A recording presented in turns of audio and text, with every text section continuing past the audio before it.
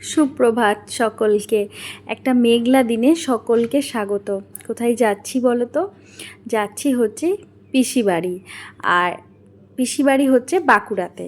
দুদিক দিয়ে যাওয়া যায়, একটা হচ্ছে দুর্গাপুর, একটা হচ্ছে রানীগঞ্জ মেজিয়া। তবে আমি রানীগঞ্জ মেজিয়ার পথটাই বেছে নিলাম এই সুন্দর দৃশ্যগুলো দেখার জন্য। যদিও সবাই বলে ওদিক দিয়ে সময়টা একটু বেশি লাগে, তা লাগুক গে, এরকম প্রকৃতি দেখতে দেখতে যাব, বেশ মজার। তো পিসি বাড়িতে গিয়ে কয়েকটা র্যান্ডম ক্লিক নিয়েছিলাম, সেগুলোই ভিডিওর মতো সাজিয়ে তোমাদের কাছে আজকে উপস্থাপন করলাম। শেষমেশ পৌঁছে গেছি পিসি বাড়ি। আমার পুত্র বেজায় খুশি, প্রথমবার গেল পিসি বাড়ি, কিন্তু তাও সে বেজায় খুশি। পিসিমশাইকে দেখে তার খুব ভালো লেগেছে। যাই হোক, পিসি আমাদের এখন খাবার বেড়ে দিচ্ছে। মেনুতে ছিল শাক, ডাল, পোস্ত আর চিকেন কষাটা তো দারুণ হয়েছিল। খাওয়া দাওয়া করে পিসি আমাদের ওপরের একটা রুম দিল, বললো এটাতে তোরা থাকবি। তো সেই রুমেই পুত্রকে নিয়ে এসেছি। দুপুরে ঘুম পাড়ানোর বৃথায় চেষ্টা চলছে। তারপর সন্ধ্যাবেলায় গিয়ে দেখলাম পিসেমশাই টিভি দেখছে, আর পিসি আমাদের মুড়ি খাওয়ার আয়োজন করেছে। পাঁপড় ভাজা, সাবুর পাঁপড় ভাজা, ছোলা ভাজা, বাদাম ভাজা, চানাচুর, পেঁয়াজ কুচি। খাওয়া দাওয়া করে এক পোস্ত গল্প করলাম। তারপরে পিসির বাড়িতে রাত্রে জলদি খাওয়া দাওয়া হয়, পিসেমশাই খাচ্ছে, তারপর আমরা খাবো। পুত্র ওখানে ঘুমাচ্ছিল। এটা তার পরের দিন সকাল। পুত্র বলছে ছেড়ে দাও, আমি একা একা ঘুরবো। তারপর পিসেমশাই বললো চল তোদের ব্রেকফাস্ট বানিয়ে দিই, ভেজ স্যান্ডউইচ। পিসেমশাই যে কী এনার্জেটিক মানুষ বলে বোঝাতে পারবো না। আর এদিকে আমরা দুই মা মেয়ে পুচুকে ওপরে নিয়ে এলাম যে যদি একটু ঘুম পাড়াতে পারি।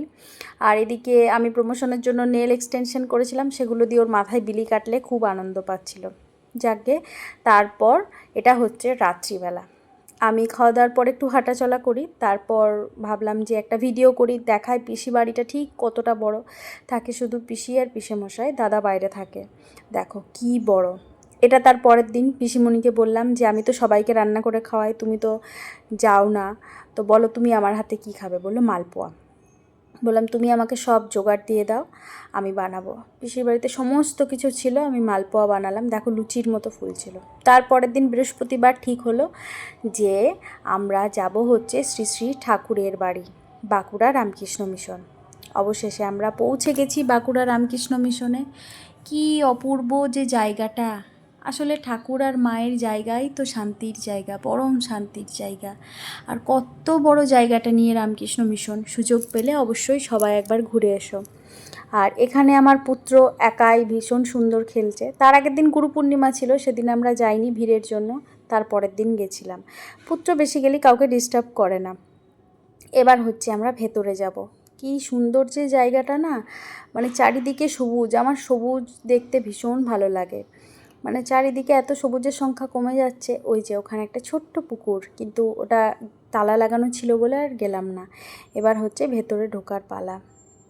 পুত্র চেষ্টা করছে নিজে নিজে ওঠার, মানে ওর এখন নিজে নিজে করবো ওই ব্যাপারটা চলে এসেছে ওর মধ্যে। পারুক না পারুক নিজে নিজে করবো, যাকে। চলো ভেতরে যাই, ঠাকুরকে দেখাই, আর একবার পুরো মন্দিরটা একবার ঘুরে তোমাদের সাথে শেয়ার করি। ওখানে শ্রী শ্রী মা রয়েছেন, এখানে বিভিন্ন রকম ঠাকুরের মূর্তি রয়েছে, বিভিন্ন রকম স্বামীজিদের মূর্তি রয়েছে। তো সেই একবার ঘুরে তোমাদের দেখালাম। এই যে শ্রী শ্রী ঠাকুর, সবাই একবার দর্শন করে নাও। আর এটা হচ্ছে আরও ভেতরের দিকটা, যেখানে রয়েছে ঠাকুরের শয়নকক্ষ। দাঁড়াও দেখাই। এই যে বাইরে থেকে দেখলাম, ভেতরে ঢোকা নিষিদ্ধ, ঠাকুরের শয়নকক্ষ। আর এটা হলো মা ঠাকুরের রান্নাঘর। কি সুন্দর না, কি শান্তির জায়গা। আর পুত্র এখানে কি করছে দেখো।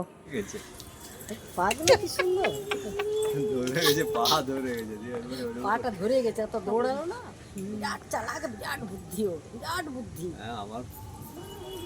এবার আমরা গেলাম একদম শৃঙ্খলাবদ্ধভাবে সব সাজানো খাবারের জায়গায়। তো আমরা এবার বসে পড়লাম।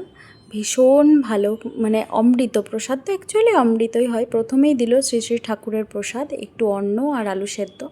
তারপর দেয়া হলো ভাত, একটা সব রকম সবজি, তারপর বাড়িতে বানানো পনিরের গন্ধরাজ পনির, ডাল দেওয়া হয়েছিল, আর একটা হচ্ছে জলপাই না চালতা বুঝতে পারছি না, চাটনি, আর অমৃত সমান পায়েস। একদম মনে হচ্ছে যেন ক্ষীরের পায়েস খাচ্ছি। আর একটা করে লাড্ডু। ওদিকে আমার পুত্র ভাত সবজি কোনো কিছুই খেয়ে দেখেনি, কিন্তু লাড্ডু পায়েসটা দিব্যি খাচ্ছে। মিষ্টি আমি ওকে দিই না, কিন্তু বেজায় খুশি হয়ে খাচ্ছে। সন্ধ্যাবেলায় ফিরে পিসি বলল বাড়িতে বানানো মোমো কখনো খাইনি। আমি বললাম চলো আজকে তোমাদের মোমো বানিয়ে খাবো। চাটনি রেডি, এদিকে মোমো বানানো চলছে। এই যে মোমো আর চাটনি। আমি খুব একটা ভালো মোমো শেপ দিতে পারি না, তাও খেতে ভালো হয়েছিল, এটাই অনেক। আর কয়েকটা মোমো ছিল এক্সট্রা। পিসিকে বললাম পিসি প্যান ফ্রাইড মোমো বানাবো, সবই তো আছে তোমার বাড়িতে। বললো বানা। সেটাও ভীষণ সুন্দর হয়েছিল।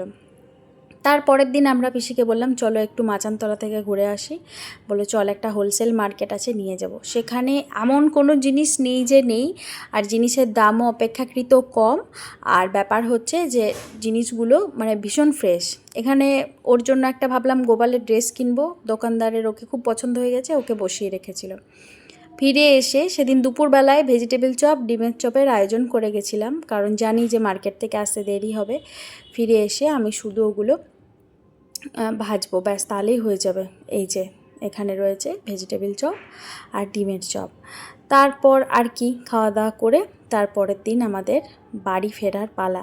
পিসির নতুন গাড়ি, পিসি বললো আমাদের গাড়িতেই তোদের পৌঁছে দেবো। এই যে দেখো দুর্গাপুর ব্যারেজ। তো এখন আমরা ডিরেক্ট বাড়ি যাব না, যাব জেঠুর বাড়ি, জেঠুর ফ্ল্যাটে। এই যে এটা হচ্ছে জেঠুর ফ্ল্যাট। জেঠু একাই থাকেন, জেঠিমা গত হয়েছেন, দাদারা বাইরে থাকেন। তো এত সুন্দর পরিপাটি সাজানো দেখে যে কি ভালো লাগছে। আর আমার ছেলেও বেজায় খুশি, জেঠুর সাথে বেজায় বন্ধুত্ব হয়ে গেছিল। খুশি তো হবেই। জেঠু হাতে একটা মস্ত বড় চকলেট দিয়েছে, সেটাই খাচ্ছে আর কি বসে বসে আয়েশ করে। ওই যে আমাকে আবার দেখাচ্ছে যে চকলেট খাচ্ছে, আমি তো বারণ করি। এখানে মা বসে আছে, এদিকটাতে এসে আবার আমি মা একটু গল্প করছিলাম, ভীষণ ভালো লাগছিল। একবার ছাদ থেকে ঘুরে আসি। জেঠুর ছাদ বাগানে সবজি, তারপরে ফুল ফল সমস্ত কিছু গাছ আছে। আর ওদিকে অভয় কাকু দাঁড়িয়ে আছে। অভয় কাকু জেঠুর সাথে সব সময় থাকেন। অভয় কাকু আমাদের বাপের বাড়ির ওখানেরই লোক। আর এই যে পুচু এখানে খেলছে। আর রান্নাঘরে গিয়ে দেখলাম রান্নার মাসি মাংস রান্না করে চলে গেছে। ব্যাস আবার কি এবার বাড়ি ফিরবো। তারপর আবার ঝুলি ভর্তি কখনো স্মৃতি নিয়ে আবার ভিডিও করে আবার তোমাদের সাথে শেয়ার করব। কেমন লাগলো অবশ্যই জানিও। ধন্যবাদ।